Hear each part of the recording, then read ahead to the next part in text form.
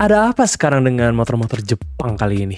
Kalian bisa lihat motor CF Moto, motor QJ Moto, Benelli, Benda, Kiwe yang kayak gitu-gitu. Udah mulai yang namanya berinovasi motor-motor yang sangat menarik dengan harga yang menarik juga. Gue udah nggak habis pikir ya kalau misalkan sekarang gue udah ngeliat terutama salah satu brand motor Cina yang kayaknya ini motor Cina ini udah belajar dari salah satu perusahaan KTM. Mereka ngebenerin produknya sendiri dan ngebikin salah satu motor dengan desain yang Eropa banget, dengan bagus-bagus kayak gitu, dengan harga yang di Indonesia itu bahkan sampai di Eropa pun make sense, harganya murah banget, yaitu CF Moto. Tapi video kali ini kita nggak akan ngomongin soal CF Moto karena di IMS yang keluar itu cuman dua brand yang sangat-sangat menarik, yaitu di QJ Motor dan Benda. Di IMS kali ini gue tertarik sama salah satu motor, yaitu Benda 252 atau Benda 500. Tapi sayangnya kalau Benda 500 ini bener-bener harganya tuh harga Harley kurang lebih, yang non paper tapi ya. Nah, buat teman-teman yang pengen beli Harley non paper, janganlah, jangan beli ya. Harus beli yang full paper. Kalau Benda 500 itu kalau nggak salah yang gue lihat itu di harga 178 juta. Itu full paper Benda 500 cc. Itu udah dari segi bentuknya itu udah gila, lumayan ganteng. Cuman ya kalau kita pakai apalagi masuk komunitas bob dan sportster, bob dan sebagainya, agak malu, apalagi kalau misalkan sang raja dari ciri khas motor yang seperti itu, apalagi kalau bukan Harley. Jadi ya agak malu kalau misalkan pakai motor yang kayak gitu 500cc dengan motor-motor Harley lainnya.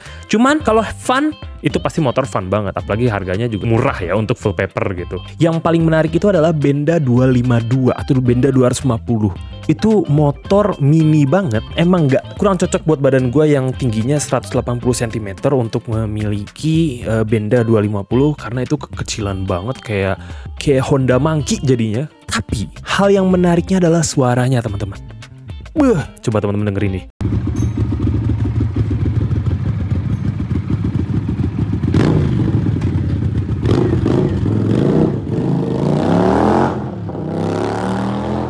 Kurang menarik apa coba? Ini motor ya, si Benda 252 ini sebenarnya hal yang menarik adalah kalau misalkan motor ini kita jadiin atau di custom jadi cafe racer. Buat gua terutama cafe racer dengan mesin V-twin, suara kayak gitu, nggak perlu ngebut-ngebut secara gitu ya, cafe racer doang gitu. Menarik banget gak sih dijadiin cafe racer, terutama buat bengkel-bengkel yang modif-modifan. Kalau misalkan bisa bikin Benda 252 menjadi cafe racer, aku sangat berminat sekali. Bagaimana kalau misalkan tukar tambah sama Ninja 250 Fi gue? Sekarang motor Cina ya.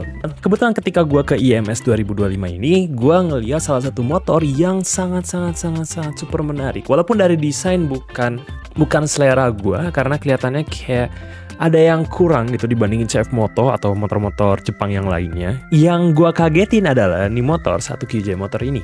Si motor QJ motor yang 800cc ini, apa sih namanya, gue lupa. Sebentar. Si motor SRK 800-nya ini menarik teman-teman, karena mesinnya itu sendiri 800cc.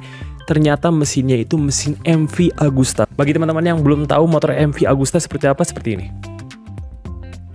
Ganteng bro, udah dipakai ini di balap bro. Ternyata juga gue baru tahu kalau misalkan mesin MV Agusta emang dari sananya itu yang ngelola adalah QJ motor itu sendiri. Sama halnya dengan CF Moto yang dimana KTM itu yang ngelola CF Moto. Si SRK 800 ini itu remnya udah pakai Rembo, si tabung remnya juga udah pakai Rembo. Jadi buat teman-teman yang pecinta Rembo banget, itu dari situnya udah bergengsi buat teman-teman pecinta Rembo gitu. Gila. Dan yang hebatnya lagi, nih motor itu murah teman-teman.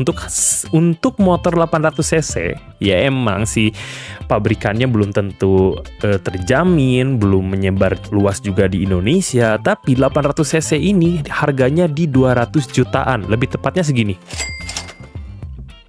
Untuk display kokpitnya itu udah digital juga teman-teman. Dan ada beberapa pilihan seperti mode sport, mode mode riding biasa, ada traction controlnya juga, ada ABS-nya juga. Menurut gue ya ini untuk teman-teman yang mungkin pengen nyobain 800cc dengan harga yang murah. Ya ini QJ Motor menarik banget.